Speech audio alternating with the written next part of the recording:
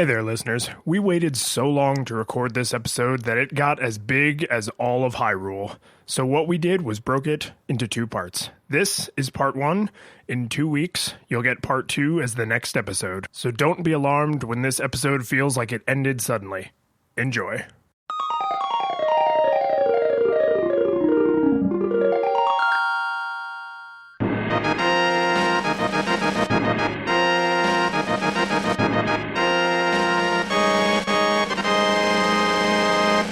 Hey, George. Yes! Yes! Yes! Yes! Yes! Yes! So are you excited? Yes! Yes, we get to play this game. We've played this game. It is in me. It's in my eyes. It's in my soul. I love it. I love it so much. So I don't think people were expecting you to be this excited to play Zelda 2 again. I'm struggling to find a way to not swear at you right now. I don't feel that I've really played this one too close to the chest about wanting to play it. Nah, we don't have to do that whole thing. We played Link to the Past. We played Link to the Past. It's so good. I mean, like, spoiler warning. It's so good. It's so good. Yeah, I think this is, if we ever made it into the era of like 64 games and like PS1 games, this is, like nobody needs to be told that Super Mario 64 was a good game, right? Nobody's shockingly or like with bated breath waiting our hot take on whether or not Link to the Past was in fact a good game. Like, guess what, y'all? It's good. It's good. Yeah, it's good. No, it's really good, and I'm excited to music. Shortest episode ever. The curtain falls. No, and actually, I'm interested to hear your nostalgia goggles experience for this because I have a very distinct one because it actually, in an odd way, like I got a life lesson out of my first time playing this. So, but I want to hear yours too. Mine are going to be way less exciting because I'm fairly positive I didn't own this game. So I think I've mentioned my friend Brian before, right? And like him and I like swapped a lot of games back and forth. So a lot of the games I played at this time in my life were actually his that he would just let me borrow for essentially as long as I wanted because his parents showed affection to him by buying him video games. So it was like it was like Napster before Napster was a thing. Yeah, pretty much. Like he was my It was like everybody, tried to have the friend who like had more toys than they had time to play with them. And he was really generous with his stuff, which was very, very nice of him because he would just be like, oh yeah, I've got, 5 games I haven't even touched yet. Like if you want to play Link to the Past again, like go for it. So I actually don't think I owned this game. I think I just had his copy at my house so much that it felt like I owned it. But I do not remember a time when I was a lad ever wanting for this game. Like if I was like, oh man, I could go for Link to the Past. It was always like, oh, here it is. Oh my God. So for me personally, so I did eventually own this game, but the first time that I played it, it was over at a friend's house and it was his older brother's, like he owned the SNES and Link to the Past, right? So what we decided, so we would play when he wasn't, when he was like out, because obviously, older brothers are scary, right? I guess, I don't know. I mean, my friend seemed respectfully terrified of his older brother. Yeah. No, but anyway, so healthy household. Yeah, exactly. So anyways, but we would load up his save and play it, right? And the thing is that we probably sunk, all said and done, maybe about 10 hours ish into just running around the world trying to play the game, and we got nowhere. And then eventually I was like, okay, well, let's just try starting our own save. And because we now knew what we were supposed to be doing and like what all of the symbols on the map meant and what our end goal was, we were actually able to, in substantially less time, get further than his brother, which the lesson I took away from was don't take shortcuts. Like that's how I remember learning that lesson, is that, like taking somebody else's work and pawning it off as your own eventually robs you of the experience of having done the work, and like this game taught me that in the really bizarre way, but it totally did. And then of course, later on I got a SNES at my father's house and played this game into the ground to the point where when we were playing it, I'm really disappointed with the amount of brain space I have wasted, apparently still wasting on this game, because I knew as soon as I got into the overworld that I wanted to get the Zora's flippers, and I not only remembered where they were, that's disappointing. I remembered how much they cost. 500 rupees? 500 rupees. And yeah. I knew that before even going there. I'm like, well, I need to get 500 rupees. I'm like, why do I know that? So I'm sure we're going to have a lot of gushy nonsense throughout. But the experience that I had to the how much of my brain is dedicated to this game for seemingly no good reason was I had disparate pieces where I was like, I can picture in my mind exactly what the room with this treasure in it looks like, or exactly, 8 of the 9 steps I have to take to get there, but the step that I'm missing is the first one.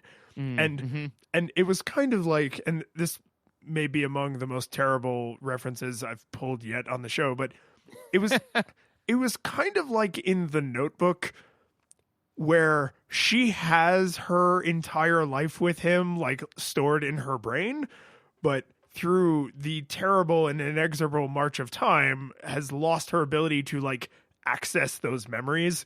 My point is, some of my playthrough, you happen to be in my house, which was weird because I don't recall inviting you over or letting you in. You were like here. No, actually, I vaguely remember just kind of like walking up to your house, knocking on the door, your wife graciously letting me in, assuming that she knew that I was supposed to be there. Yeah.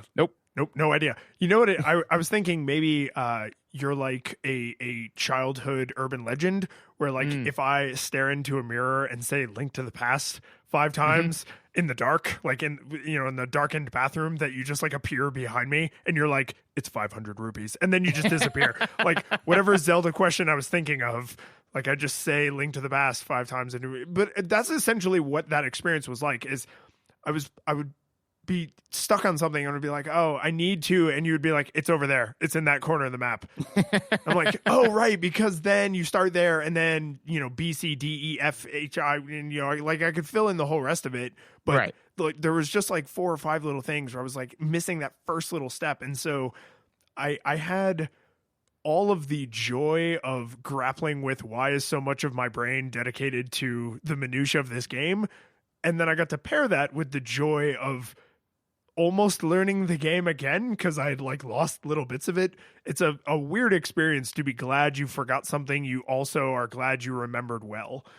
Well, it's to me, it's kind of like the equivalent of like hopping on the Amazon when you're really tired or drunk and buying something, and then like all of a sudden it shows up at your house like 2 days later, and you're like, oh right, and then you get like that like excitement again. It's kind of like that where all of a sudden you're just kind of like, oh yeah, I get this like whatever it is. Yeah. But yeah, no, I remember one of the stories of our playthrough of this was like you went into a cave and you were like, what's this altar for again? I'm like, oh yeah, that's where you get double magic power. And I was like, dude, you gotta go get the you gotta go get the magic dust. And you're like, ah yes, and you got the magic dust. And then there are like 4 or 5 other things, but never double backed to get the double magic power. And I was just like, why didn't you do that? And you're like, oh, those 2 things were related. Like I thought that you were just telling me random stuff to do. I'm like, no, those 2 things were related. I remember it because you were in the middle of walking down the hallway. It was filled with spikes, and you needed so many spikes. And you needed that magic because you had gotten through the area with all the spikes, right? But you were gotta go back. Bingo magic, right? And like just staring back down the infinite hallway, like, how am I going to get out of this? I'm like, I mean, you're going to die, but it's okay. Yeah. Sure, no, I had a couple fairies. I made it. Yep. Yeah. No, and that entire exchange was like what I remember fondly about 4th grade to like 7th grade was sitting in my house playing a game that is, for all intents and purposes, a single player game, but with like my best friend there and like us talking about the game. Like, Yes. I will never forget having a bunch of sticky notes up on Brian's wall when we were trying to get the Casey or whatever it's called, the super bat in Earthbound. So the best weapon in the game, you have one and only one opportunity to get it. And it is a 1 in 256 chance that when you beat this boss, he will drop this weapon. And so we just started keeping count of how many times we killed the boss. And like we were playing until way into the night and just making hash marks on sticky notes. Like prisoners. Yes, exactly. Like prisoners. But it was like, it's the kind of thing that as an 11-year-old, you remember incredibly fondly. And like, Yes. I was sitting on the floor, controller in hand. You were on the couch behind me. You're like, dude, you were supposed to go back and get the double magic power. And I was like, oh, yeah.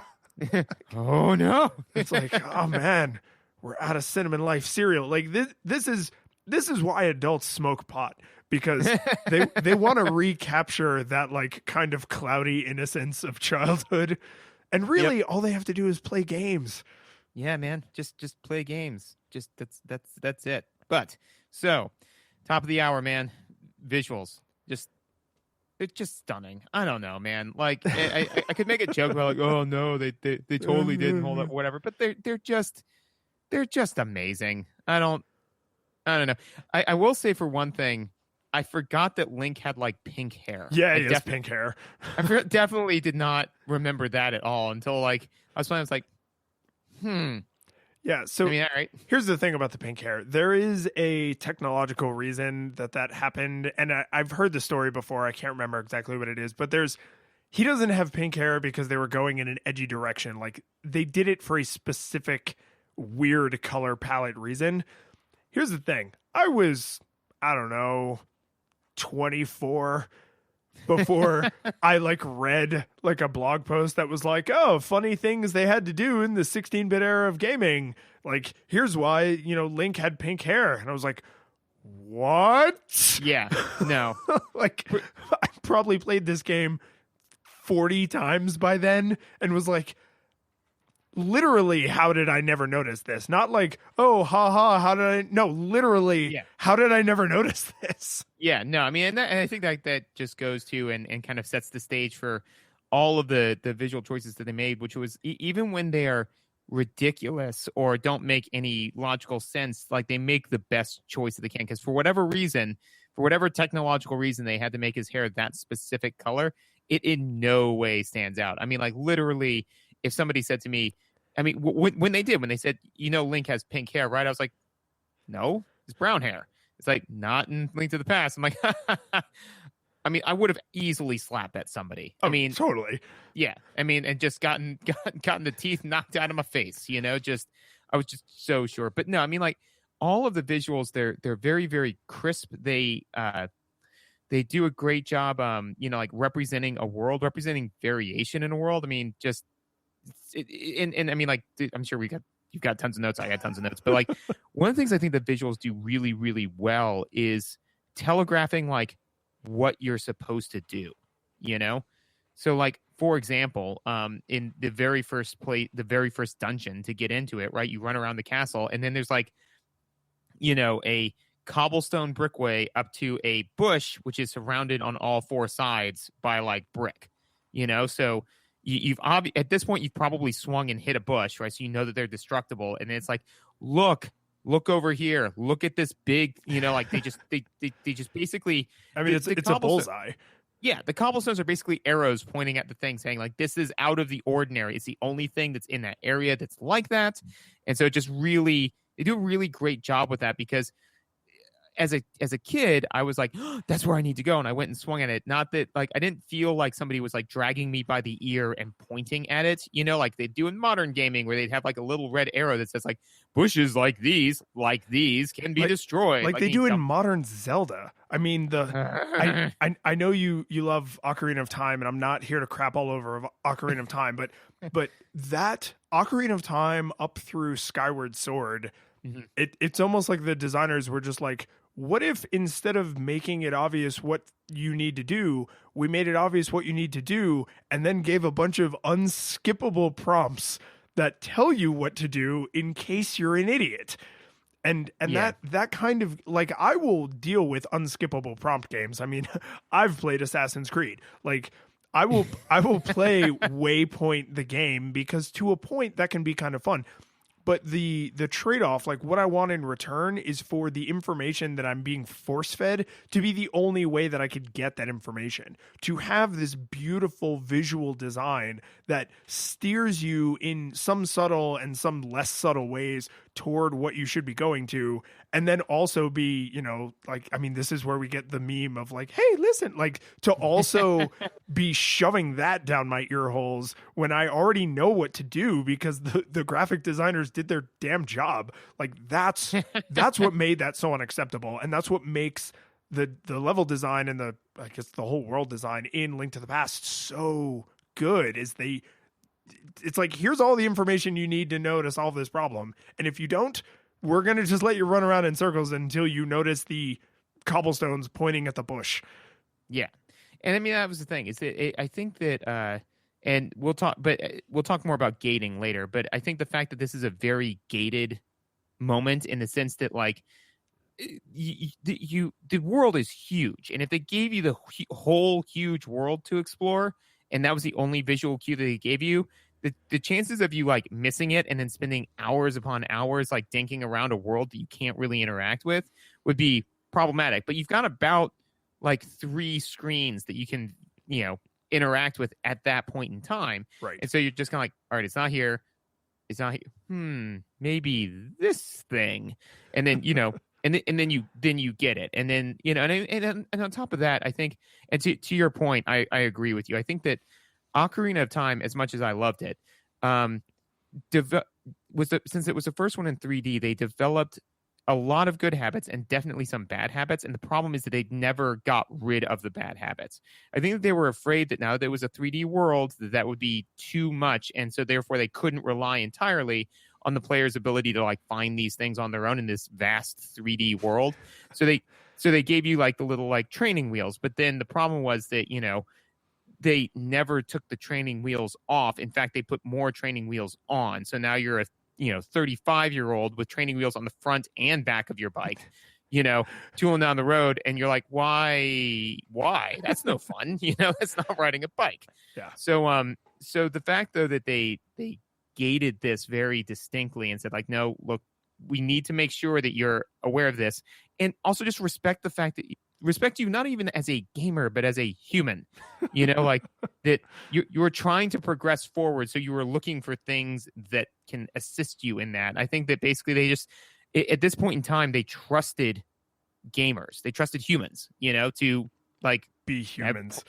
To have problem solving capabilities. Pattern recognition is super high up on the list of things that scientists think make us distinctly human.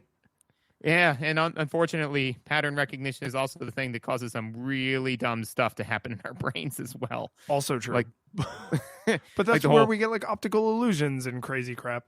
Well, and also like, but the correlation equals causation, considering that we are correlation machines, it's like it causes some really weird logical leaps. Hey man, if you want to recognize that the cobblestones lead to where you have to go, then you got to pay the piper. But it's true.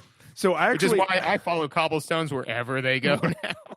So I actually have a specific note about the cobblestones because not only does the cobblestones lead you to the bush, and the bush is specifically called out in a way no other bush has been called out, but on the other side, so the cobblestones go to the right of the main like door to the castle that you cannot go through. So you're like, I know that I need to go into the castle, but like I can't go through this door. If you look very carefully, there's a left path and a right path, and the left path does not have cobblestones. Right. And if you go that way, you can go for a little bit and then there's nothing over there and it's a dead end and you have to turn around.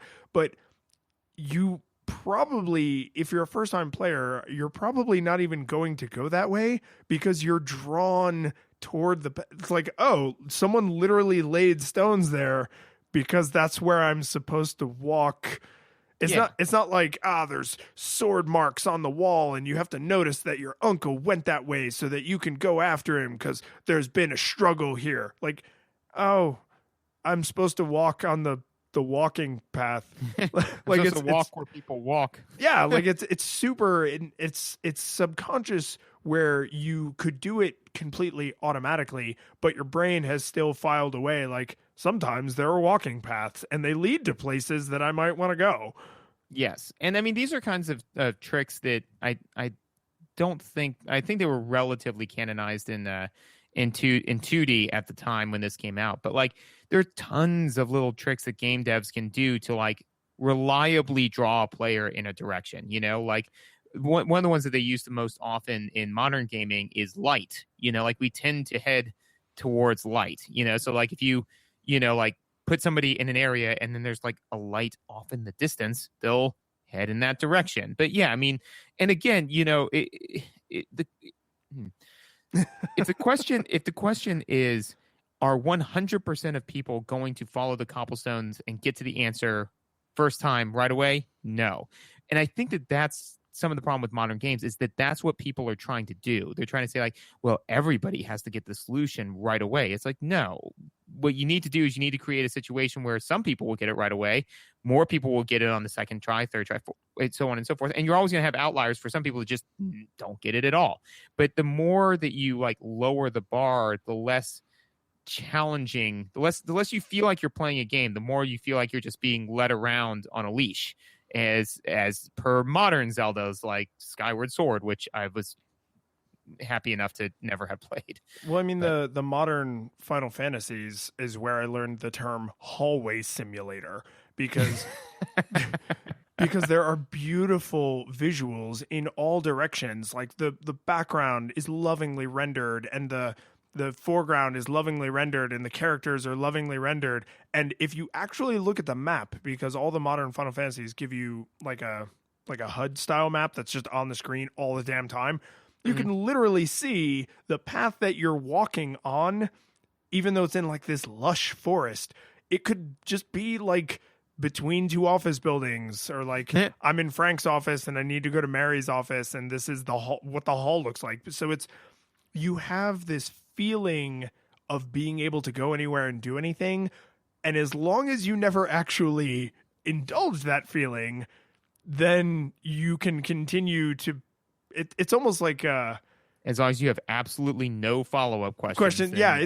It's almost like people who, engage in like the worst kinds of tourism where they like go to they're like from a rich country and they go to like an impoverished country and they're like, oh, I really learned what it was like to be, you know, in such a terrible part of the world. And it's like, no, you didn't. Like no more than you learn what it's like to live in Mexico by going on the Mexico ride at Epcot. Like that's not what being able to explore the world is like. And The Legend of Zelda only has these narrow hallways, or Link to the Past only has these narrow hallways for like literally this first dungeon. Like there's only, I think, the 3 screens or whatever to get into the first dungeon.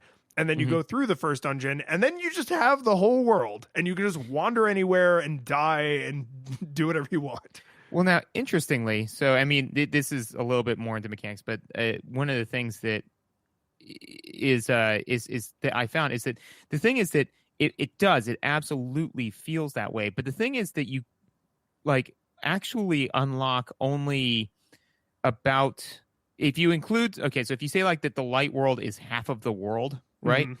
So then you actually only unlock about 30% of it, because there are totally areas that you can't get to until like you get like the Titan's Mitt or something like that. You know? That's true, but you don't know that you can't go all the way to the bottom left corner of the map until you get about 40% of the way.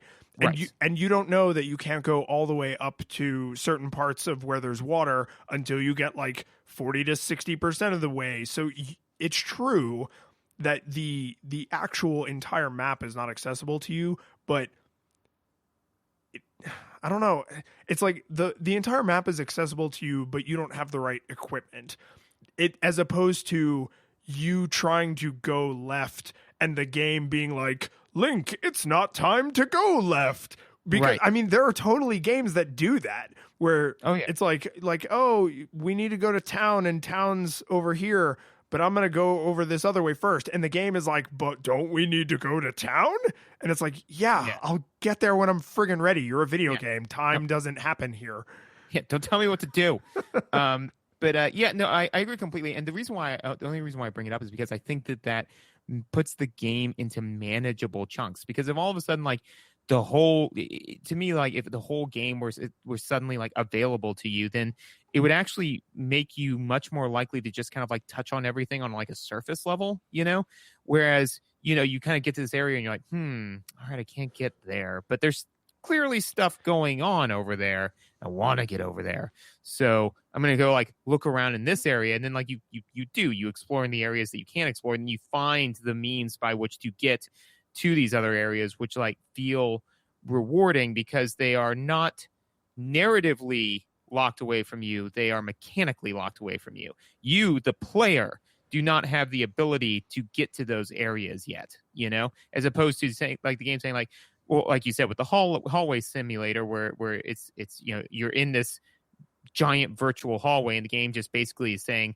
you can't go in all these other directions because the story is driving you in this direction. It's like no, you can absolutely go there when you the player are powerful enough to get there, and you will be. Just give it some time. Like find the things you need to get there.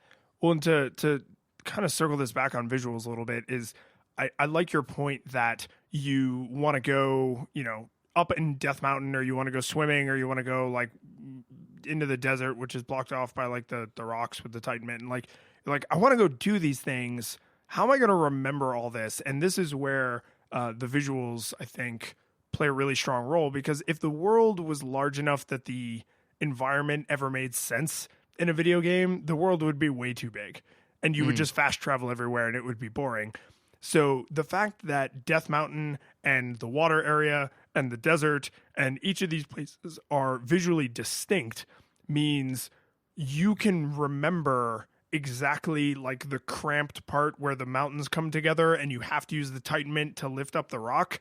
Like that stands out visually in your mind, so that even though it would probably be convenient in some ways if you could like leave markers on the map, or maybe, I don't know, like were you ever one of those kids who like actually took notes on like pen and paper? I did that sometimes. Oh, God, yeah. Yeah, right? So it's like sometimes like you're just like, I'm going to just jot this down. But there's enough of a visual kind of like clear visual cues. The mallet things, the pegs that you can hammer down with a mallet, those are a perfect example, because the second you get the mallet, your brain washes you over with images of everywhere in the light world you saw those pegs.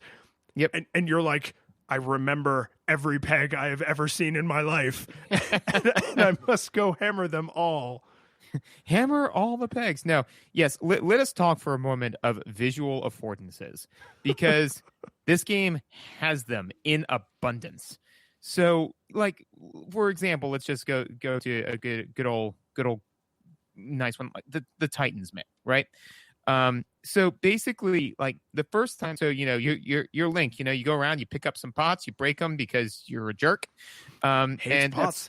That's super fun, right? And then you go outside and you're like, what's even more fun than breaking pots? Bashing people over the heads with stones. Which, real fast, quick tangent, stones are more powerful than the Master Sword, which kind of makes sense, because you're taking these huge stones and just bludgeoning people to death with them, because that's a thing. Yeah, well, I think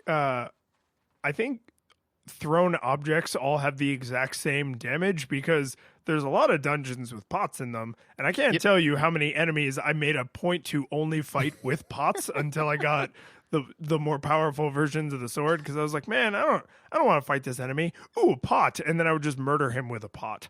Yes. And then like ferally stand over him like, oh, you think you're so bad?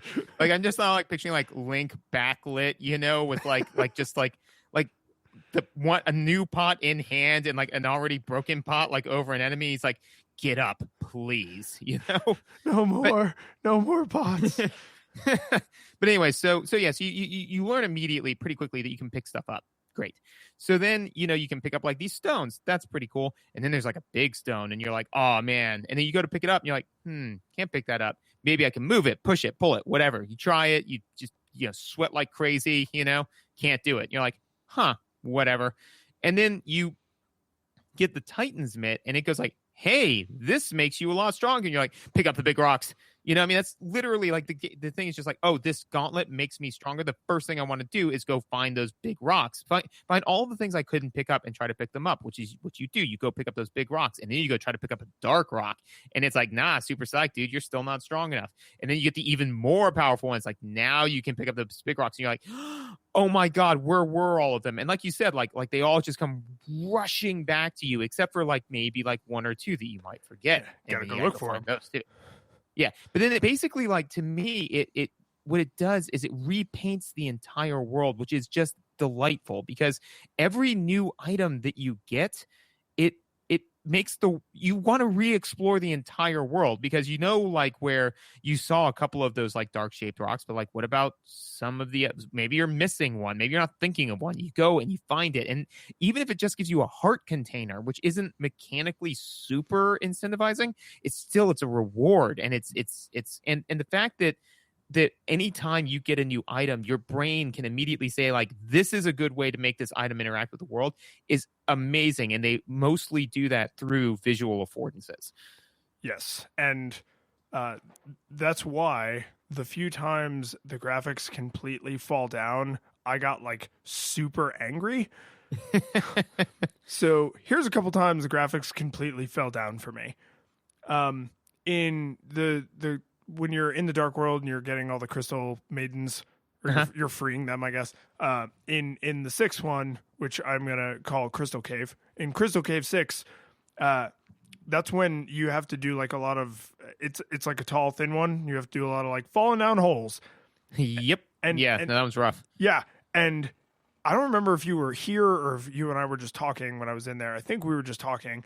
But I was like, I know how this puzzle is solved, because the solution to the puzzle is obvious. I am up above the thing I need to fall down to, but I don't see a place for me to fall down. So in Link to the Past, there's like this selective z-axis where sometimes you're up above stuff and sometimes you're on the same level as it, but more or less it's mostly flat, right? But you can go up and down stairs, and you can fall down some holes, and some of those holes lead you to places that is the only way to get there, and there are puzzles you have to solve by falling down holes.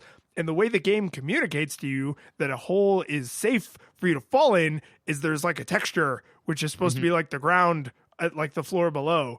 And in Crystal Cave 6, for some reason, there's a hole you have to jump in that does not have that texture, and that pissed me off, because the entire game, right, like this is the third to last dungeon, right? The entire game up until this point has been, as far as I can recall, 100% consistent. Holes with this texture are safe. Holes without this texture kill you or hurt you. Right. And so when I was like, dude, I just can't figure, you were like, well, you have to jump in a hole. And I was like, but there aren't any holes that you could jump. Oh my God. And like, I ran up like 3 flights of stairs and then flung myself into this hole. And then instead of taking damage, it loads me onto the next floor I needed to be on. It's just like, so angry, because it feels like an intentional choice. Like the designers, I do not think this is a glitch or a bug. I honestly believe the designers were like, hey, you know what? We're going to make one hole in the game. You have to jump in. That does not look like it's the kind of hole that's safe to jump in. And I think part of the reason they could get away with that is because presumably by this point in the game, you have so much health that throwing yourself into the hole would only knock you down half a heart. And it's like, you know what? Just try it. You've tried everything else. Just die. You could just die. Or die. Yeah. And yeah, I mean, honestly, I think that the only possible excuse, because first of all, I was in your house when you said that, because I was like, I remember being like, you gotta go in that hole, and you were like, what? And I was like, no, I know. Like, but no, I mean, like, I can't think of a good excuse for it other than the fact that, like, the only excuse I could think is that it would be too easy, because like you said, like, you've seen so many holes with the textures in it, that like you just would have walked into the room, seen a hole with a texture in it, and then just immediately dropped down into it, and then like and then solved the puzzle. But if the puzzle's too easy, make a more difficult puzzle that still follows the same rules. And that is why it feels a little bit cheap, but they do it that one and only one time in a game that is otherwise full of masterfully designed puzzles that I have virtually no complaints about. So I'm like, well, it's a really small room. There is literally nothing else to do or try. So, okay, I guess like this is probably intentional that they took the texture away. Like I'll make my peace with it. But it's the clean white wall with a single, red spot on it. Like you can't help but notice it. Yeah. And so, while we're talking not about visuals that fell flat for us, but I do want to touch on just how each of the dungeons has a completely unique feel to it. Like, yeah, we've come a long way since the days of Zelda 1 that was like, what if all the same textures but a slightly different shade of green or brown? And I mean, it was a way more limited system, but it's nice the amount of thought they put into these visuals in the dungeons, the theming. Yes. No, all of the dungeons feel like unique and interesting, and they're super fun and enjoyable to like go through, because there's the ice dungeon, and then and so with that one you're like, oh, I need the fire rod, and then there's the like weird magic dungeon, and there's the like the fire dungeon. But one of the ones that I love the most both because of the visuals and the mechanics behind it was I'm going to call it the undead one, which is where like there were all of the zombies and stuff, but it's the one in the Lost Woods where half of the dungeon is in the overworld.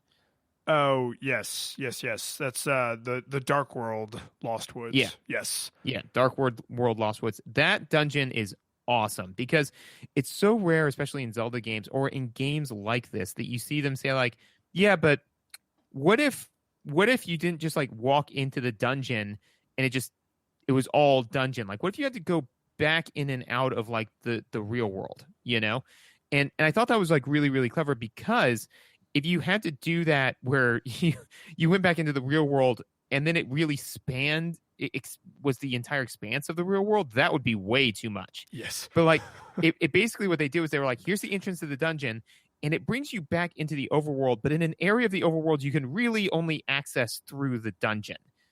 So it really is just another floor in the dungeon, but by having the visuals of like in the music and all that sort of stuff about being in the overworld, it really does make it feel like the dungeon's in harmony with the world. It makes it feel like it's a part of the world, not just like a sub-universe, which I really appreciate it. I mean, inside buildings, inside dungeons, inside story events, like whenever you go from the overworld into a location, there's often that feeling of like, I've gone into the TARDIS and it's, way, way, way bigger on the inside. And that's fine. Like, it's just a video gamey thing. Like, I get why they do that, but they even prime you for this moment earlier in the game because the second pendant, makes you go outside, but it's not like to solve any puzzles. You just walk outside and then you walk into another door, but you had to go outside to get to that door.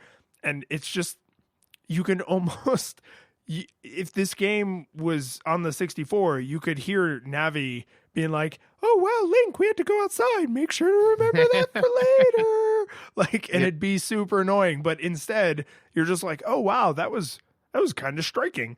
The first dungeon I went in, I didn't have to go outside. And then the subsequent, 8 dungeons you go into, you don't have to go outside. But then you get to one where you're like, wait, am I back outside?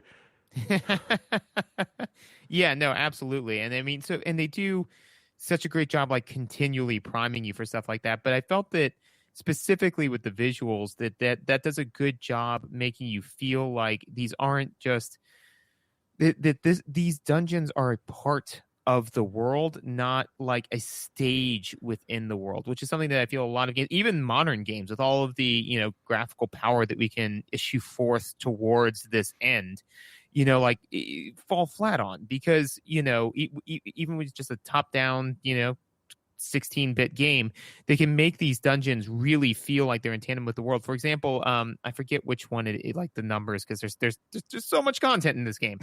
But the one where you have the false maiden, right? Who's the thief? Yes. Yep. Yeah, you got to shine the light with the bomb. Yep, exactly. So you have to like go up into like a higher level, destroy something, which then alters the light that's passing through it, which is really interesting, and then go back down and like bring it into the light, and then it turns into like an evil demon. Again, that makes you feel like, no, this is all one giant layout that affects itself. And actually, you can totally get, if I remember correctly, you can get up there and just do your thing and then go get the maiden and then bring her into the area, and then it turns into the demon. But you can get to the maiden before you go up into that area, which I know I did, and I can't remember if you did. I don't think that I did, because I knew when I got to that dungeon, I was like, I know exactly what's expected of me. Yep. So like I, just forgot or whatever. I got the maiden, so I was like, she was following me around. I was like, and I remembered that I had to like shine light on her, So I was like, oh, that's right, I've got to go upstairs. So I started to do that, and she says she'll say to you, I refuse to go up there, Nice. and she'll leave, and she leaves, Nice. like you go up, and because the hallway on the way to where you bomb has windows in it. Yep. Yes. Yeah. So she goes like, no, I refuse to go up there, and you're like, I'm going up there. And so then you go up there, and she's just not with you anymore. You go collect her again, and it's just like, no, that's this nice little thing that like really fleshes out the world, Well, and sunlight is an incredibly simple but just really deeply humanly and powerful way to say, like, by the way, this building you're in, there is an outside. Like, yes, because there's windows and there's light coming in through the windows. So even though you can't open the window and climb out and you're in a specific part of the map, like, it's not anything ridiculous like that. But just saying, oh, you're in a building and the building has windows and light from outside because it's daytime is coming in through the windows, even that is enough to make it feel like you're not in a pocket dimension. You are in a building that's in the world. Exactly. Just like little things like that they do to really flesh out the world. And while we're talking, let's just talk about the amazing little tweaks they make between the light world and the dark world visually. Well, okay, so I'm glad you want to talk about this, because this is another one of the things that pissed me off. Like, really, on my list of like 3 things I don't like about the visuals in this entire game. Well, I don't like you, so it's okay. I mean, considering all of the stuff in this game, to have like 3 complaints for visuals is pretty... 3 too many. 3 too many, Lions. Hey, listen, go kill yourself. We're not friends anymore. Oh, man. Dude, how late would that have kept you up at night if just one time Navi said that, and then nowhere else in Ocarina did she ever say it again? Like, hey, kill yourself. You'd be like, what? Hey, listen. What? No, wait, what was the last thing? Hey, listen. No, what did you say before that? Like, was it what was the one after Ocarina? The one with the scary moon face? Majora's Mask. Thank you. So, The Legend of Zelda Scary Moon Face.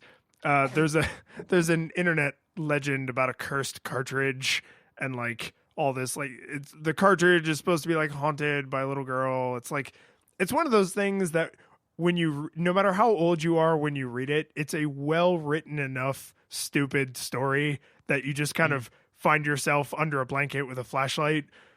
Yeah, right. This is exactly like that. Like, you can imagine who out of your friend group would have been at the lunch table insisting, swearing on their mother's grave that one time they were playing at like 3 a.m. And if you're in this certain part of the temple at this certain time of night, but not in the game, in real time, then you can get Navi to say, hey, listen, go kill yourself. And like, that's how those kinds of things started. And then the internet just made it a billion times worse. So here's what you do, right? Is you totally get like a little, doodad recorder, like even a Bluetooth microphone, put it behind the speakers to the TV, record a Navi, like just like a good impersonation of Navi saying, hey, listen, go kill yourself, right? and then just convince your friend to play Ocarina of Time, and then just ping it at some point, like at like 2 a.m. This is a fairly expensive and sophisticated. I feel like it'd be easier to just hide in his closet and then like throw something at him. yeah, but that's the thing is then like that's the boo scare. This is the thing that sticks with you, But anyways, we digress. I like you're like, yeah, I really like my pranks to be more life ruining. Yeah, no. I mean, like, come on. I mean, anybody can jump out of the closet and say boo. Only a good prankster can make you question your meaning in the world. It's good, love it. So on Death Mountain, which is the first place you are when you see the Dark World, which was what was its name before Ganon screwed it up? Is it the Golden Land? Yes, that place. So it's you're on Death Mountain the first time you see the Dark World. And there's these little like boulder things, like tiny volcanoes. Yeah. And depending on if you're walking, I think side to side, the lava flows out of them normally. And if you're moving up and down, reverse that if I'm wrong. But if you're moving on one axis, it looks normal. If you're moving on the other axis, it like freaks out. Yeah. It goes like a million miles an hour. Yeah, it does. It actually, to me, it goes so fast. It looks like it's entering the volcano now. Yes, exactly. Yeah. No, that is in fact too legit to quit. But that being said, I don't know why, and this is definitely this is 100% nostalgia goggles. I actually enjoyed that because I would enjoy just like and then just like making it go back into the thing and be like, yeah, and then just like I said, but that's to be fair, it is a glitch in the visuals. It definitely takes you out of the game and reminds you that it's a game. Yeah, and here's the thing, I also did that. So even though this is a visual that I would say like sticks out in my mind as a broken visual, I still actually kind of remember it fondly and enjoyed it on this playthrough. Yeah, you're like, I don't know, like it just gives you like some kind of like all of a sudden you're like, Link, lava god, like I have not many powers, but one thing I can do is make this lava that perpetually flows out of the volcano flow back into the volcano sometimes. Yeah. But only when I want to. Yes. And so as a note, because I have a specific one little visual note about the Dark World that I want to get to, but as far as like big overarching, I mean, like I thought that I'm a huge fan, and it could very well be because of this game, of this type of visual imaging where it's the same world but with like a twist, And I mean, like Ocarina did it with like the future world, Stranger Things with the upside down, you know, like I really, really enjoy that because again, basically for the bulk of it, they just like took all of the existing assets, copy paste. And for, a lot of the areas they were like, and palette swap, make it brown. Yeah. Make it brown. Was it brown? Make it browner. Yeah. Make it the most brown. Nah. But I mean, and for a lot of but then, so like I said, for vast swaths, it's like that. But then there are other areas where they're completely different, So it really makes it feel like fun and enjoyable to explore the two worlds, especially when I think it's temple number 3 or 4, but the water temple, the start of the hateful water temples. Where you go into the light world, do something, and it impacts the dark world, because then they only do that like a handful of times, but it does, again, those little visual and mechanical things make these two worlds feel linked, which makes the entire world feel huge. It's not like either or. It's just kind of like, so you'll spend time being like, ooh, what if I do this and then go into the light world? Nothing. All right. But what if I do this and then go into the light world? Nothing. All right. But what if I do this and something, like,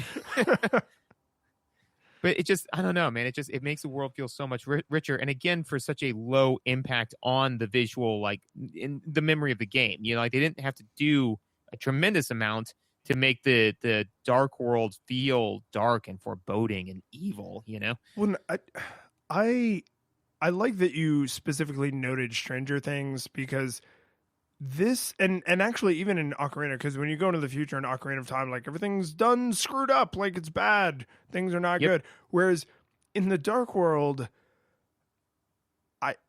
I would suppose maybe the visual designers were like, oh, this is like the dark and evil world, but I don't really feel like it is, because the only thing in the Dark World that is evil and hateful is Ganon. And then like there's just some people who are like jerks. But like that's not that unusual. And what I'm really getting at here is the thing about the Dark World is it does not feel scary and evil and terrifying the way like the Upside Down does compared to like normal Earth in Stranger Things. The Dark World just feels like a less friendly, more hostile kind of it's like if the kingdom of Hyrule was like a lawless, like unfinished, hellscape, but there's still people living there, like they're just kind of going about their lives and just like doing their thing, and I sort of like that, because it's not like, oh, we have to destroy the Dark World and kill everyone in it. It's almost like we have to save the Dark World and everyone in it. Like there are people here. Well, and that's actually like the goal, the quest is that, it's just kind of like Ganon turns this place awful by virtue of being Ganon.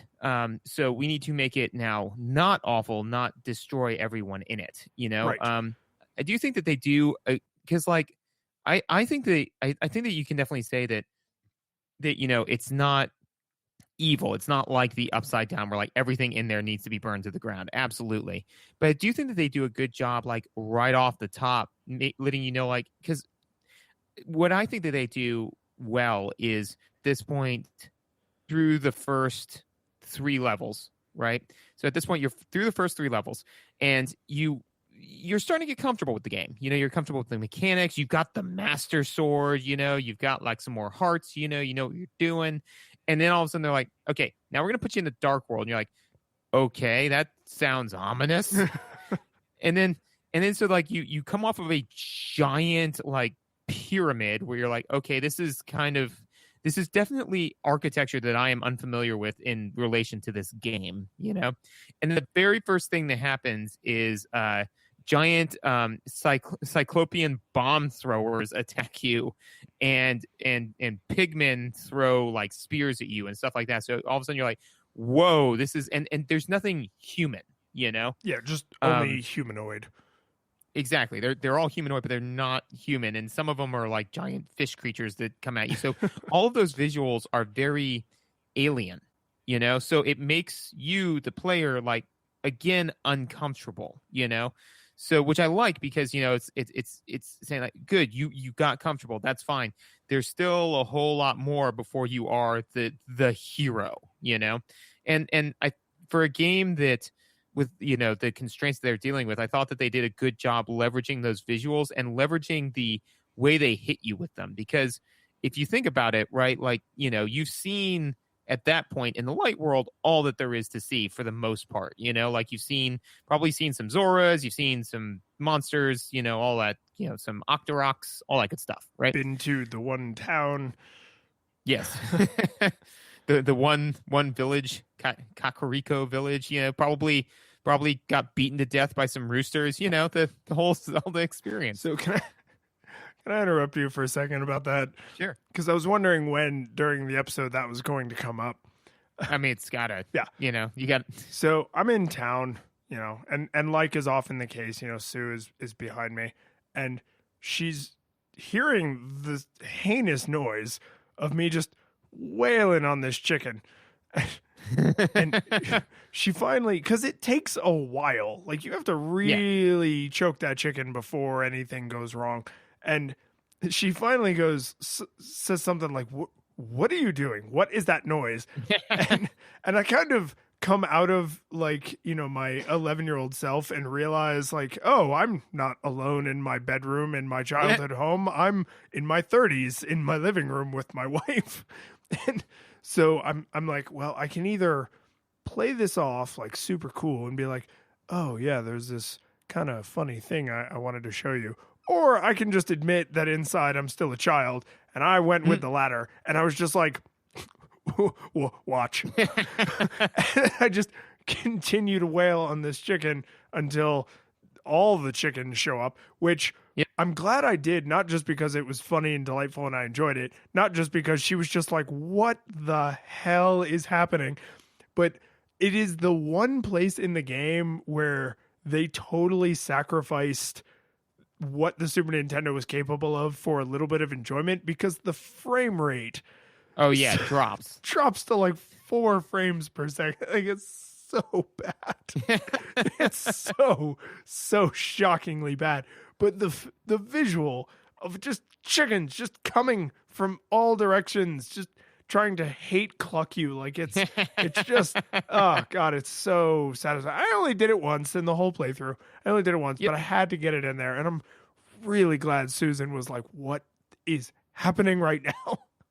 Yeah, no, I mean, I kind of did something similar. I was, in fact, alone when I did it, but I was just kind of like, well, you know what time it is. It's time for chicken geddon, you know, and just like walked over and just like beat the hell out of that chicken until he sang the song that ended the world, you know?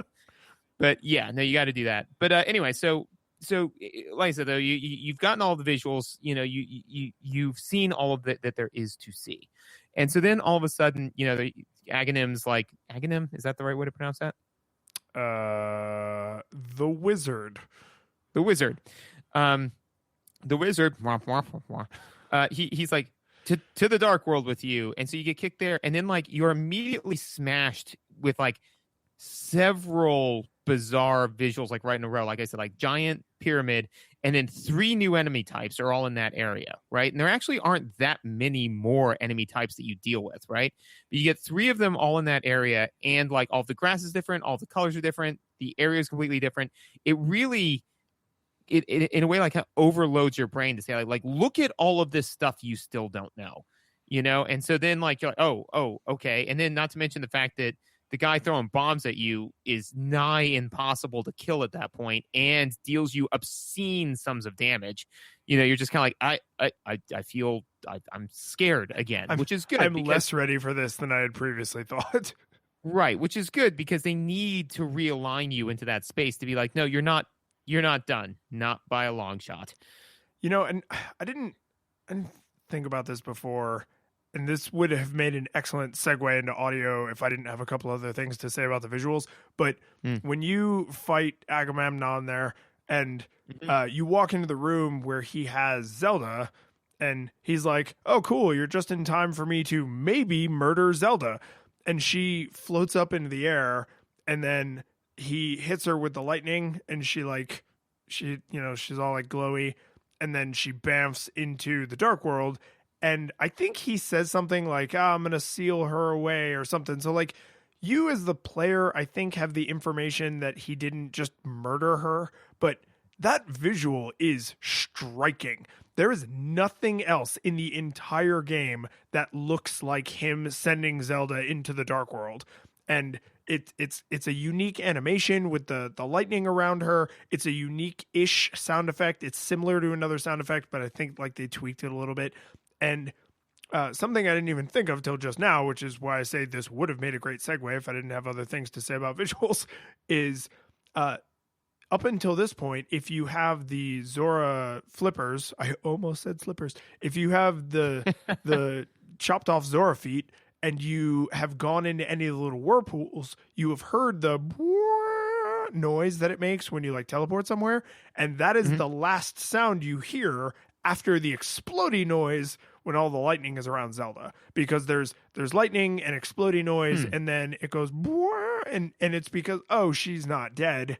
He has just bamfed her somewhere. But you, as the player, are a little panicked because you're like, aha, I have the Master Sword. I'm here to save Zelda. Oh, crap, she's dead. Wait, is she dead? Dude, I just got the Master Sword. Did you just kill my maybe girlfriend? Like, what just happened? And then like he runs away, and you got to chase him, and you got to like cut the curtain down, which is kind of neat. And then you go and you fight him with the bug catcher net because you're a smart As ass. you do. And, Yep. And like, and it's fine. And then like you end up in the dark world, but like the fact that once you're in the dark world, you are immediately unsettled, I think is actually the unsettling icing on the unsettling cake of watching Zelda maybe get murdered. Like, you charged in thinking like, aha, I'm the hero. I have the Master Sword. I'm about to save the day. And then you super do not save the day. And then right when you think like, aha, at least I beat the bad guy, he's like, wrong, and sends you to the dark world where every random enemy walking around can deal almost your entire health bar and damage. Like, you go from a very high place to an exceptionally low place in only about 3 major steps. And it's just, it's mechanically really rich, but it's visually very, very well done. Absolutely. No, agreed completely. And it's a great like beginning of Act 2, The one final note I had for visuals was Bunny Link. I like Bunny Link. But I also like Bunny Link. But specifically because and they call it out to you, which is that like the dark world changes you into whatever is in your heart, So I kind of like that as a kid, and I think that it still serves a good note as an adult, which is that Link is not, it's letting the player know, it's like Link and you are not doing this out of a sense of like bloodlust or out of a sense of glory or anything like that. You're doing it because it's something that needs to be done. Deep down, you're a little bunny, that's what's in your heart. Like Link, if not for the call to action, would have enjoyed just being, whatever it is that he and his uncle do. Pot smashers. Yeah. So he would have just been fine to just stay at home doing pot, Yeah. Well, and that actually, I'm glad you said that, because that jives with one of my last notes here, which is I love his goofy walk cycle. Like when Link walks and his like hat and hair kind of flop, like he doesn't walk in a perfectly like even way. Like if you look at some video game like walk cycles, the eyes of the character stay perfectly level, which no one really moves like that. Like that's why when you watch first person footage, it's very disorienting because you don't feel your body swaying, but you in reality, your eyes are like bobbing up and down all the damn time. But your brain just corrects for it, because otherwise it'd be super disorienting and we'd probably get eaten a lot. Yeah, life would just be puking everywhere and it would not be pleasant. But Link has this like almost dopey walk cycle where he's just like bouncy, like, hey, I'm off save Zelda. Like it's kind of, it's not. Oh boy, here I go saving Zelda again. Kind of, yeah. And like his hat flops and like his hair kind of bobs, and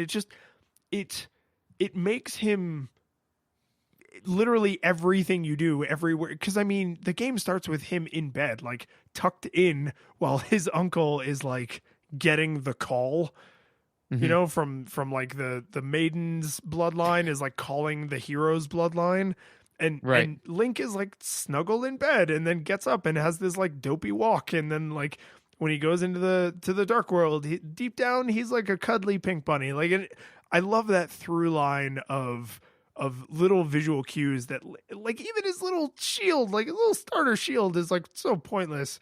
It's really more of like a buckler. Yeah, and like the sword you get from your uncle is literally actually shorter than the Master Sword. Like I checked because it was bothering me how many times I was whiffing on enemies. But, yeah, well, I mean, first of all, get good. Yeah, get good, you.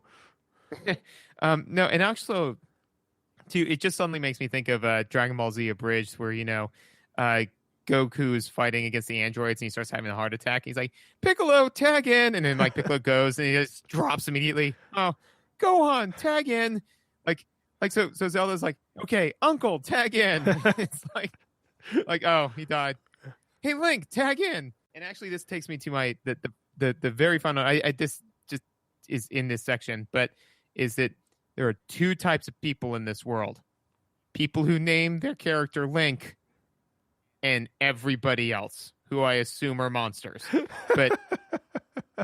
But yeah, no man. Like when it was like name, like choose your name. I was like, well, it's Link.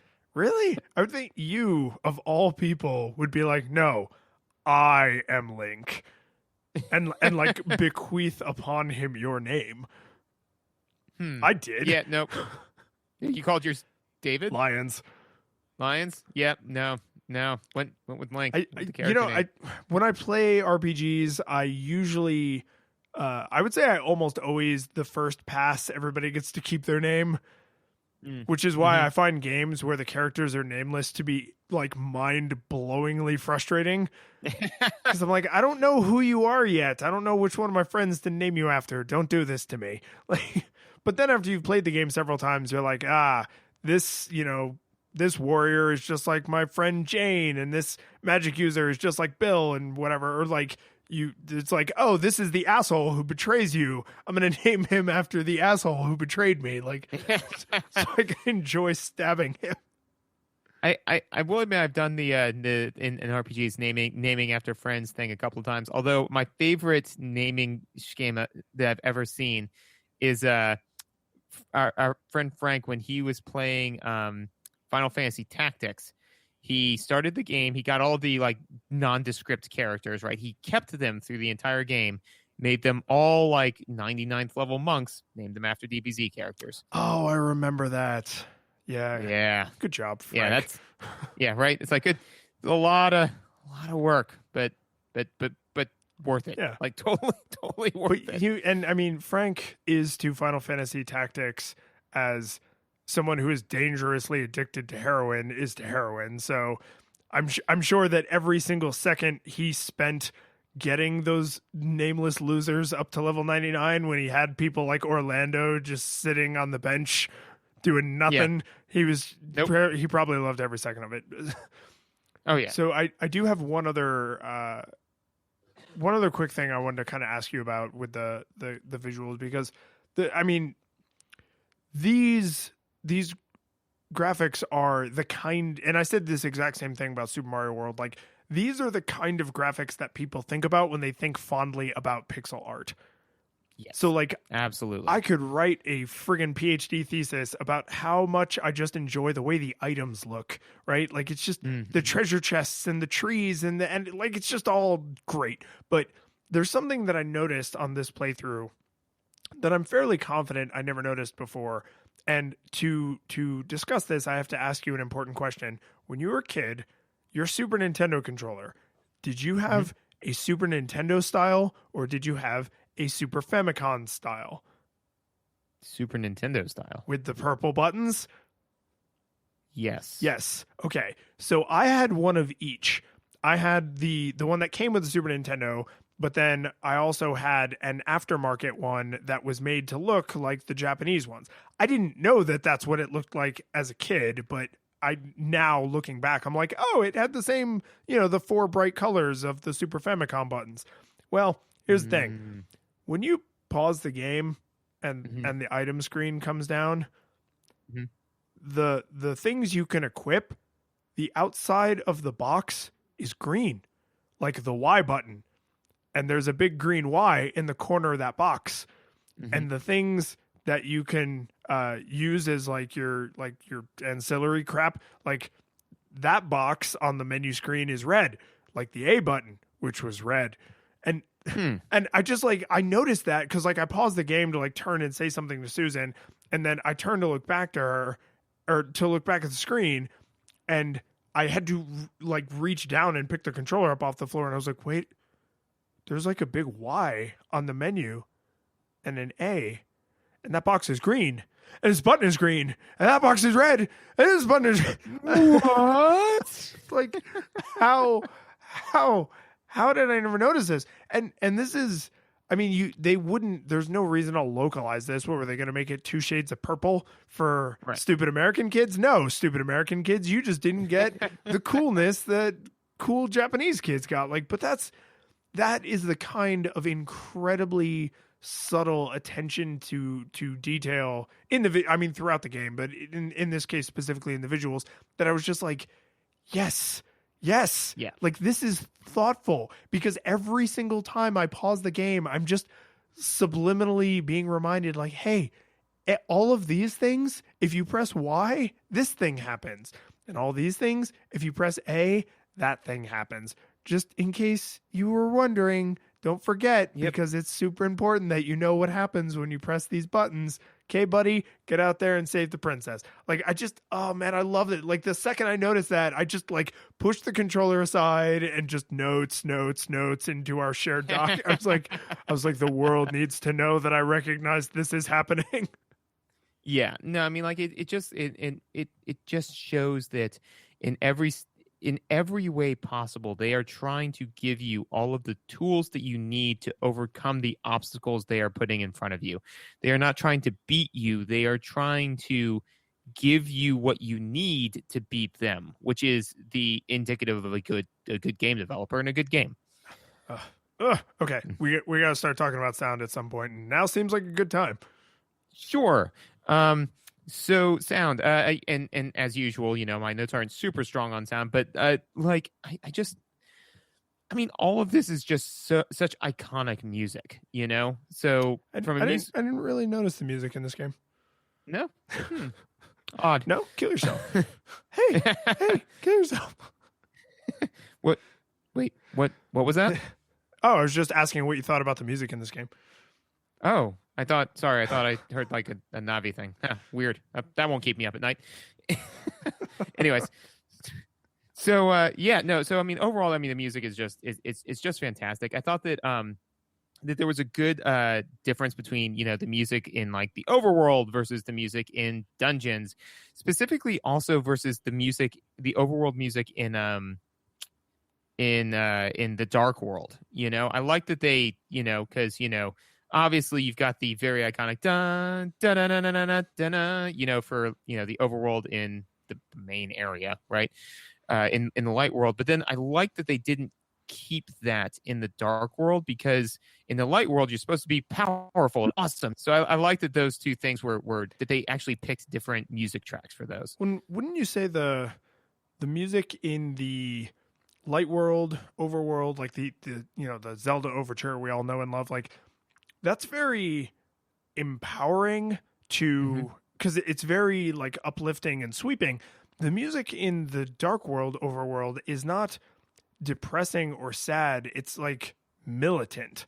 It's like, it's almost letting you know, like, there are people here, but they're not like friendly people, right? They're like, there are inhabitants of the dark world. It's not just a land of monsters, but there's like a might makes right kind of order to the dark world, and everything you see and experience conveys that. But before you have even taken your first step off the top of the pyramid, the music is dun dun dun dun dun, and it's very like kind of, and all the music in the dark world is like that. Well, and I think you make a very, very good point. I would actually say, like, instead of being, because it's not disempowering, it's not like a horror movie. I'd say even like the dungeons are closer to that, with that like kind of violin, kind of like, yes, that's way more scary, ominous. Right, scary, ominous. It's not that. You know what? It's actually probably closer to. It's like the Imperial Death March.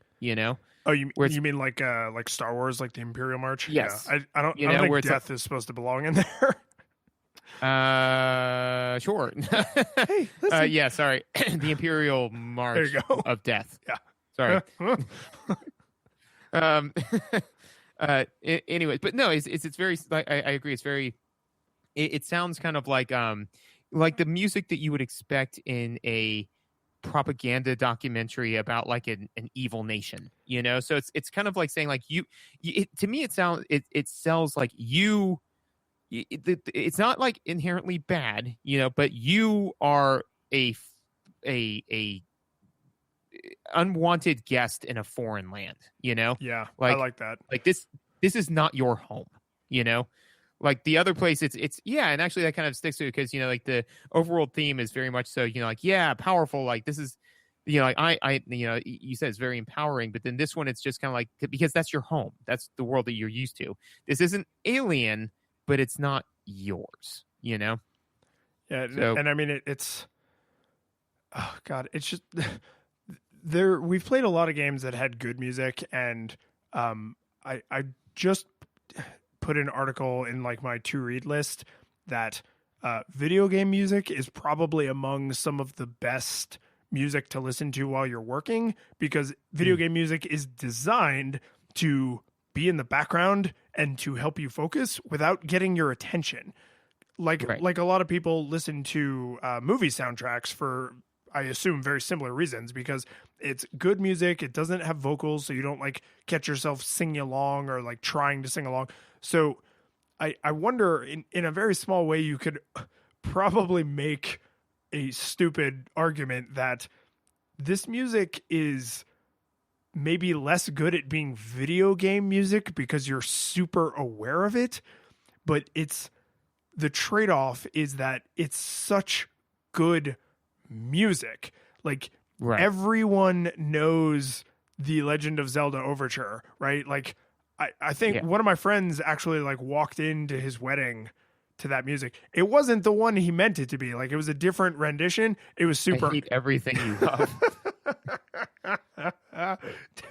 Dude, so for our audience members that are unfamiliar with this story, that he's talking about me, and at my wedding I had requested that I walk into the Legend of Zelda overture, and that was requested of the DJ, and so, you know, like I would walk in, and then, you know, my groomsmen were like in a lower area, of which Lions was one of them, you know, like looking up, and all of a sudden the music starts playing. And it was not the Legend of Zelda overture. It was this insane chiptunes remix version of it. Yeah, it was like a club mix. Yeah, and I remember in my mind being like, this, none of this is right. And Lions had a conversation with Frank, whereupon they said, you know, or Lions, you said like, oh, this is odd. I'm surprised that George picked this particular remix. Well, because where we were, no one at the wedding could see us. Right. So it's important that everybody listening to the story understands that I was able to openly wonder about what was going on because nobody could see me. So I was like, huh. And I knew this song. Like I was actually familiar with this version. So I was immediately able to be like, this is an odd choice for him. Like I didn't really know George was into this kind of music. And then, may I? Because from my point of view, yes, I think the punchline really happens from my point of view. Then you crossed a magic threshold whereby you were no longer outside our field of vision, and I could see you up on the little hill that we had to kind of walk up the stairs to get to. And I was like, oh, I'm really surprised George would have gone with this chiptune version. And I could see the pained look on your face. And I was like, he definitely didn't pick this, and he does not know what is happening or why it's happening. And I now have information that no one else at the wedding has. Like, I solved the puzzle. I put all these pieces together.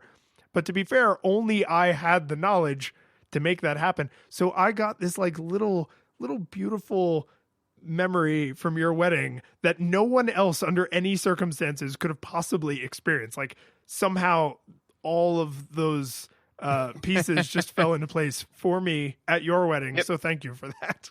Hey, no problem. No problem at all. But anyway, so yeah, music, just amazing, iconic. The sound effects, I thought, I mean, again, you know, there's pretty much everything in this game is, you know, done beautifully in service to the gameplay. I thought specifically there are just so many. First of all, like the sound effects are very satisfying. Like when you kill a bad guy, it's satisfying. When you hit a bad guy, it's satisfying. But when you hit something you can't damage, it makes a really cool little like click noise. Like your sword like clicks off of it. Yes, yeah. Like when it's like, no, you didn't hit them, versus when you do hit them and you're like, yeah, got him. Feels good when I beat people with my sword.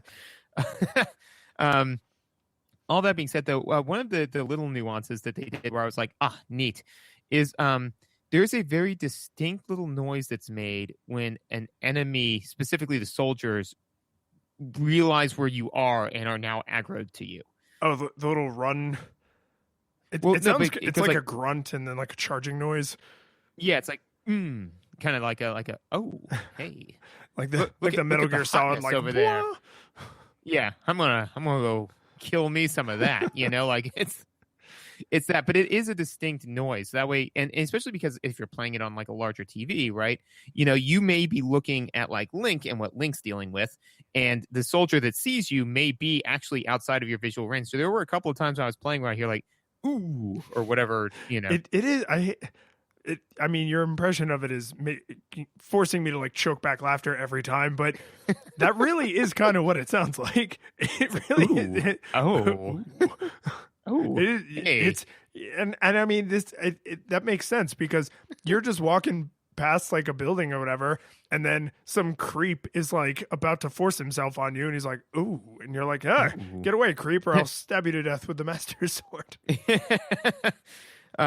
Yeah, so all of that, but I thought that was like a nice little like audio cue to be like, hey, you have drawn attention. Someone is now aggro to you, and actually now that most of the bad guys have something like that, like even the crows, when all of a sudden like they get off their asses and like come to beat you up, right? They like make this like sudden fluttering noise, and then they'll dive bomb you, Yes, that's true. Actually, I'm impressed, man. Your ears are getting better because I'm aware of all those noises, but I did not put together the thing they're going out of their way to communicate, which is like, I'm gonna get you, right? Which, yep. I mean, you need that information, especially because there are not a lot of places where you're like overwhelmed, but every once in a while, there's like a handful of things all going on at the same time.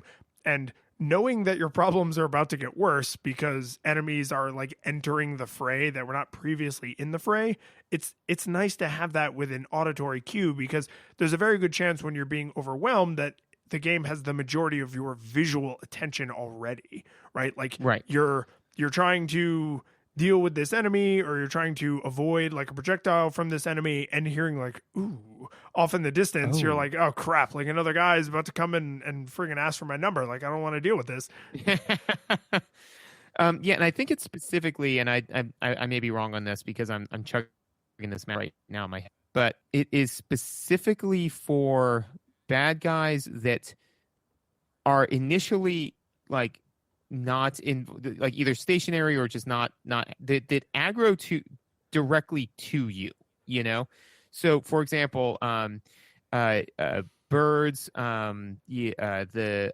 soldiers, some baddies in dungeons, things like that. But like for example, the what are they called? The Octoroks. Octoroks being a good example. But also the grasshopper things, whatever they're called. Oh yeah, the grasshopper things. Yes. Right. Yes. Thank you so much. That was going to bug me. But no, is they don't make that sound, but they never actually aggro to you. They are just throwing damage everywhere. Yeah.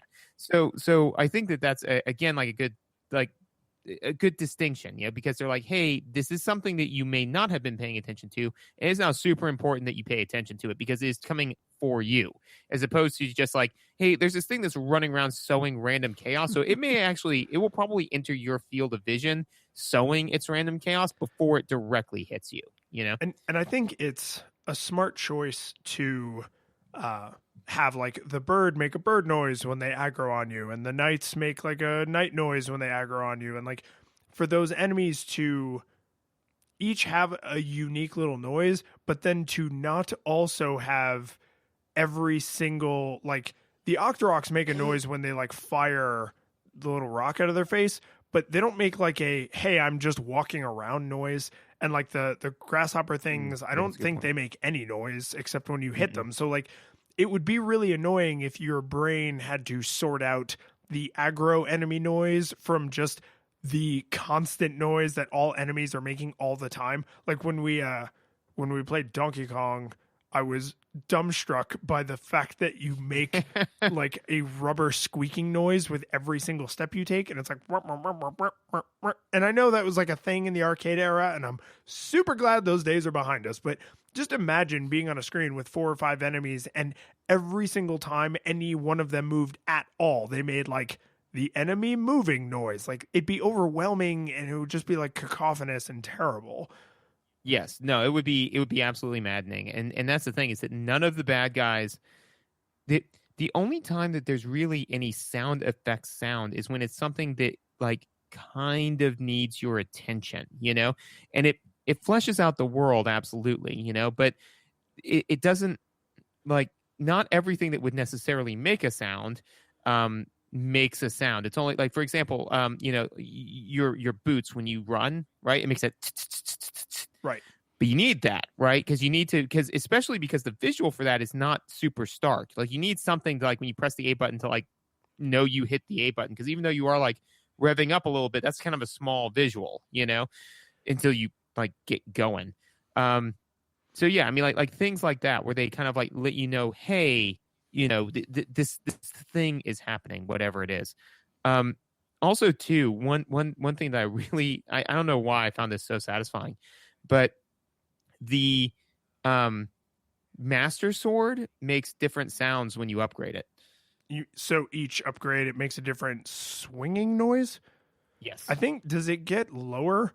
It goes from like a whoosh to like a whoosh. Yeah. It's super satisfying. I don't know why I find that so satisfying, but it's just kind of like, I'm like, oh, yeah. Well, and so here's the thing. Again, like, this is how just deeply ingrained polish can be, is until you said it makes a different noise each time, that hadn't occurred to me. But the second you said it, I was like, oh yeah, and it gets lower because it's like, it's been tempered. It's like a hardier sword, because your first sword is a friggin' butter knife, and I hate it. And then, but then by the time you have, is it Master Sword plus 3 power-ups? 2 power-ups. The Master Sword is the first power-up, right, and then you get it tempered by the brothers, and then you throw it into the magical fairy pond to get the final one. Yes. Okay. So so it goes like whoosh, whoosh, whoosh, whoosh, and it's like, and that last one, like when you have the gold Master Sword, is like, it's awesome. Like, like you feel it in the fact that you do way more damage, but you literally just hear it even when you're just chopping bushes down. Yeah, no, it feels, and that's the thing, is that sound effect I really think emphasizes. First of all, it's a good sound effect to have, again, and it's one that you control, like you control doing. But it's super. It really has the game feel, where it's just kind of like, yeah, not only does the sword look different, but it feels more powerful when I swing it, and that's good, because you kind of want that feel for, when you hit bad guys, because until they expire, you don't really know how much damage you're doing, Yeah, it's not, at no point can you ever see damage on an enemy. They don't have heart meters. Like, you eventually, the game has a lot of enemies, but not that many. So you eventually internalize, like, oh, with the Master Sword, this enemy takes 1 hit, but this enemy takes 2 hits. And then you power up the Master Sword and you're like, aha, now all of these enemies take 1 hit, but now I've met new enemies that take 2 hits, even with the powered up one, and you kind of circle around like that. But you just having it sound a little bit different, along with the slightly different visual of the different handguard color and the different blade colors, like, it's thoughtful. Like, there's no reason to not make it sound a tiny bit different. It's like, oh, but then we have to design extra sound. Yes, do your job. Like, yeah, do the extra sounds. I noticed a couple things about sound effects throughout the game.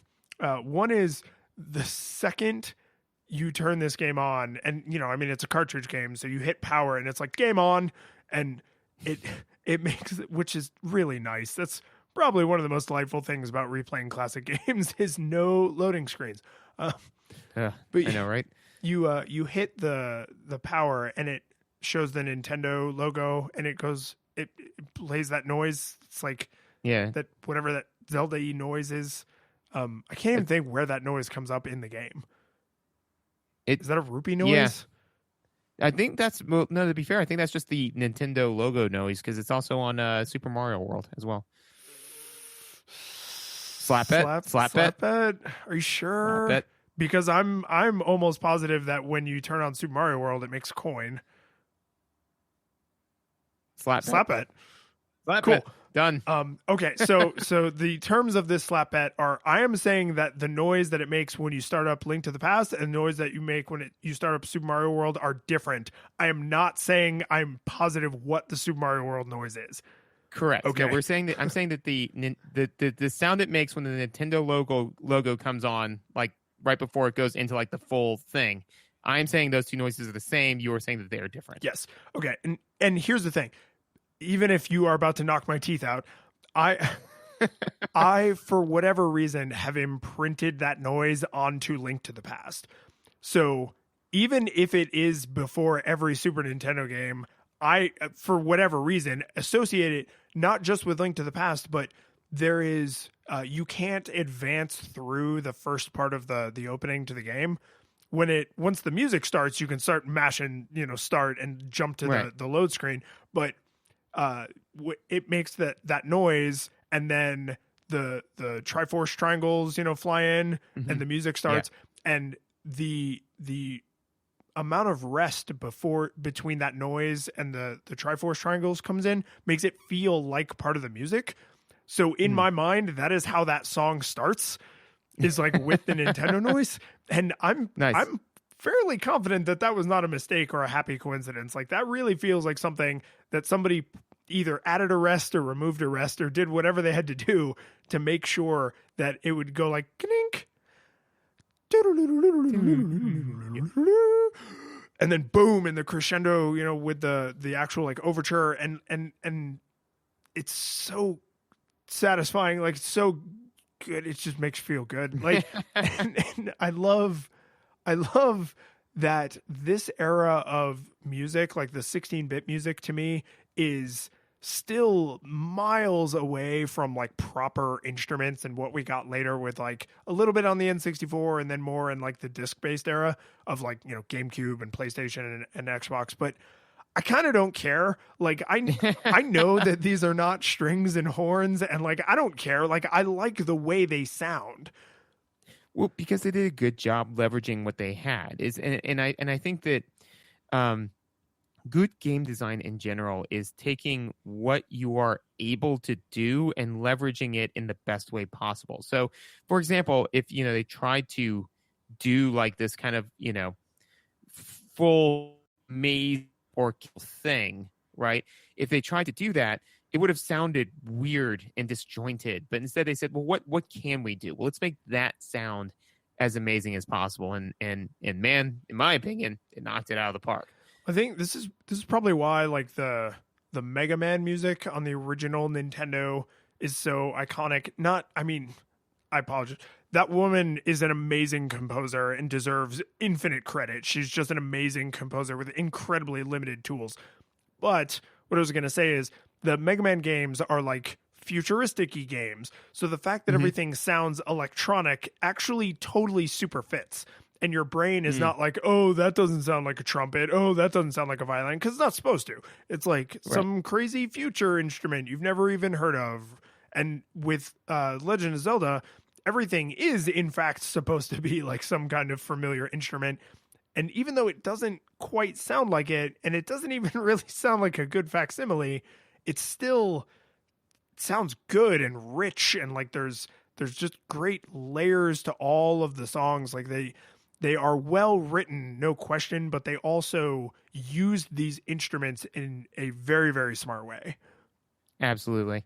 My final note for audio, which you can't talk about the audio in this game without talking about it. The low on hearts noise. Yeah. Yeah.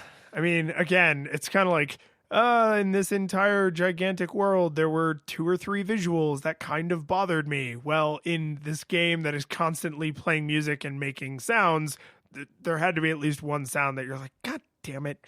I don't know, man. Like, for me, I mean, that sounds super annoying. There's no getting around that. That sound in and of itself is annoying.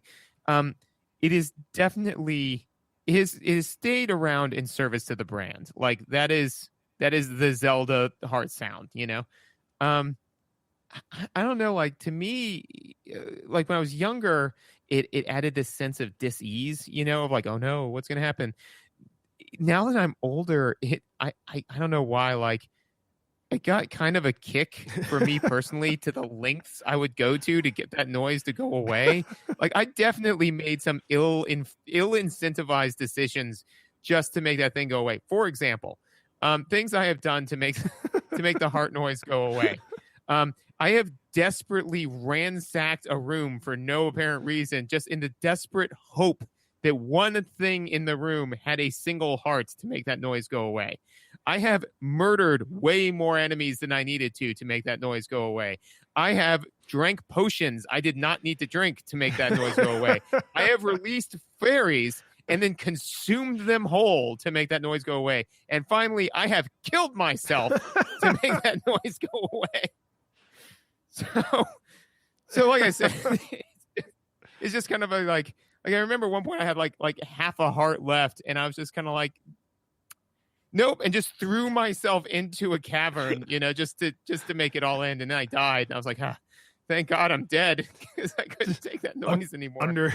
Under the crippling pressure of the noise, Link tragically kills himself. Oh wait. Okay, so Edgar Allan Poe's poem, what was it with the Telltale Heart? Telltale Heart, yes. No, that. So it's the Telltale Hearts.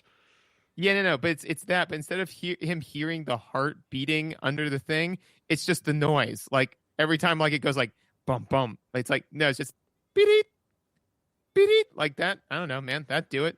So I feel like I haven't said this in several episodes, but like that YouTube video's got to be out there, right? Like surely someone else has taken like a famous, you know, animated version or TV acted version of the Telltale Heart and replaced the heartbeat with, I mean, come on, internet, like, come on. Well, how about this? You've got a Twitter account, so all of our listeners, if that exists, find it and direct message Lions and send it to us because I would love to watch that. Yeah. I'd watch that. No, I would totally watch that. I would let some of my YouTube Red money go to that. I don't have any choice, but yeah, how they spend your money. But yeah, that's. No, I'm with you on that, and I will actually the silver lining to going mad and killing yourself to escape the heart noise is the noise that it makes when you die, the thunk, like when you fall face first onto the pavement. Face just totally eat it. That is actually a fairly pleasant, like kind of enjoyable auditory experience because it's the I don't think that noise is present anywhere else in the game. The thunk noise, I wouldn't be surprised if that's remixed and used in other thunking places, but the when you spin, I think that may be unique just to when you die. And it's not that a unique death sound is an unheard of thing, but I'm trying to think, like, is there anywhere else in the game you hear that sort of pleasant little noise, the thunk, and then like if that's all like way in the low register, but then if you had a fairy in a bottle, if you were keeping a magical creature a slave to your own ends, and yes, then okay. Well, let me finish. So she comes out and her noise of like sprinkling fairy dust on you is like super high pitched, right? And then the noise of the hearts refilling is super high pitched. So there's like this cool juxtaposition between like the low, you know, sounds of death and like the high sounds of life. And that's like an interesting. Yeah, that's good. Yeah, right. It's like an interesting bit of like, they didn't have to, it could have been reversed where one was low and the other was high instead. But the point is that they're different and they like call attention to the fact that they're different. What is up with fairies? Because if you are holding them hostage, okay, so I'm thinking through this in real time here. The bottle with the fairy in it must be around your neck, because then when you collapse on your face, the bottle shatters, and that's how the fairy gets out. Because if she was just Who Framed Roger Rabbiting in there and she could have escaped at any time, do you mean to tell me you could have gotten out of that bottle at any time? No, not at any time, only when you were dead. Well, okay. But the thing is that she's not consumed, right? Like, she gets out, resurrects you, yes, and then leaves. She could if that was true, she could just very easily just let you to die. Absolutely. So what if instead you're like Stockholm syndroming these fairies into like believing that like so you capture a fairy, because you do capture them, right? Like, they're flying free, and then I think the text on the screen literally says, "You caught a fairy. What will you do with it?" Right. And so then you throw it into a bottle, and you're like, "Hey, here's the thing, man. I'm the hero. Like, you should be with me." Like, and so you just basically gaslight these fairies into being on your side, so that when you fall, they then kick out the cork, right? And then come out and are like, "Here, let me bring you, hero, back to life, so that way you can do all of this good thing." And then they like all of a sudden, like, now being bequeathed with freedom for the first time, are like they start to come to their senses, and they're like, no, wait, no, I need to leave. And then they just like take off, So I love the idea that they can't escape the bottle until you die. And then it's like when a baby rolls under a car and the mother or father suddenly has the strength to lift the car. Like, they couldn't kick out the cork to the bottle until then. But then suddenly seeing their captor in mortal peril, they're like, "No, I have to go to." Oh man, that's awful. Yeah, no, it's. I like it. Here's my headcanon. Fairies are like so powerful that they do not see any of what's going on as concerning them. So they let you capture them, and then when you die, they're like, give it another shot. And but then they're like, they like lose interest in you, right? Because they're like these little demigods, and like once you fall, they're like, okay, fine, get back up, give it another chance, and then like they take off, right? But I can't accept that they are true prisoners. I would much rather believe that the tangle of Link and Ganon's lives are just like a joke to them. Well, especially like that may actually hold, because as long as we're jumping down this rabbit hole, like what if fairies were more like the Formians in Ender's Game? Yes. The fairy Formics. Sorry, Formians is a D&D thing. Yes.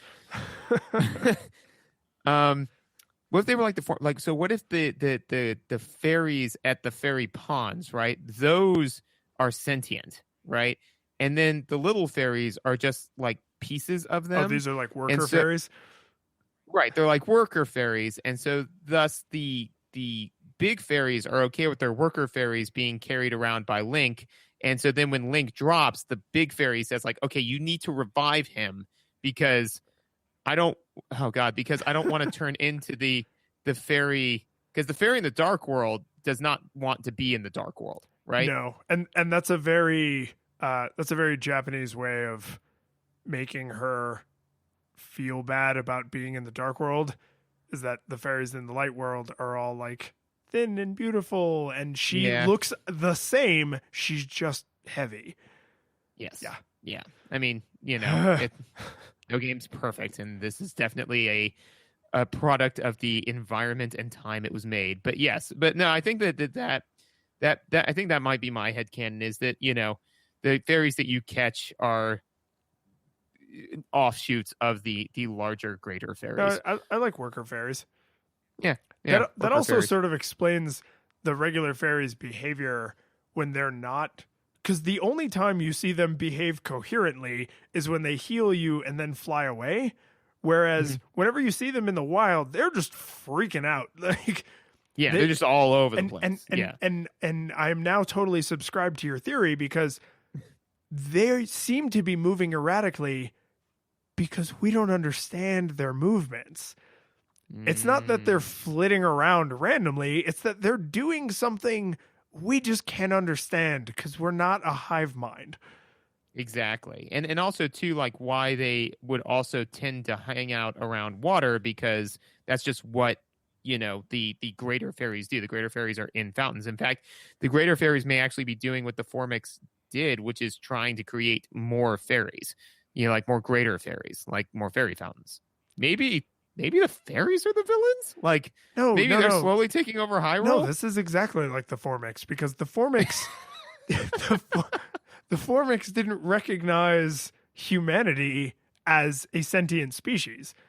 Yeah. So as far as the fairies are concerned, maybe they oh my God, like Link is the only human we ever see interact with the fairies, just like Ender is the only human who ever talks to the Formic Queen.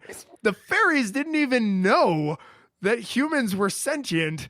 And then the first one like gives Link the red boomerang, and then all the fairy queens like get together and they're like, "Ah, crap! These are like people. Like they have thoughts and feelings." We should do something. So basically, are we now saying that Link to the Past is Ender's Game? Unfortunately, based on like author order, we would have to do it in that direction. But I am way more interested in going the other direction. It's saying that Orson Scott Card was like, fairies and Link to the Past. Yeah. Should make a book around that in space. Totally. Well, anything else on sound? No.